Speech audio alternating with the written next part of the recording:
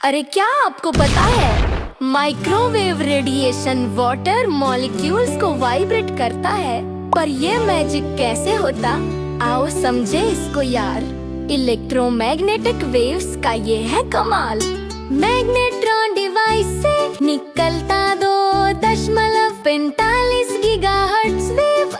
Water, fats और sugars के molecules rotate हो जाते brave. Polar molecules rapidly oscillate करते हर डायरेक्शन में।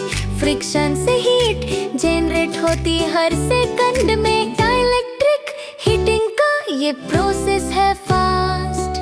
मेटल रिफ्लेक्स करता, ग्लास प्लास्टिक ट्रांसपेरेंट रहता पास्ट। एक और शॉकिंग ट्रुथ जानने के लिए बेदा परफेक्ट को अभी सब्सक्राइब करो। एक माइक्रोवेव ओवन सिर्फ 700,000 वॉट्स में खाना हीट करता। पर अगर किसी मेटल को रखो इंस्टेंट स्पार्क और एक्सप्लोजन का खतरा। 2.45 बिलियन वाइब्रेशंस पर सेकंड इतनी स्पीड से हीट क्रिएट होता है।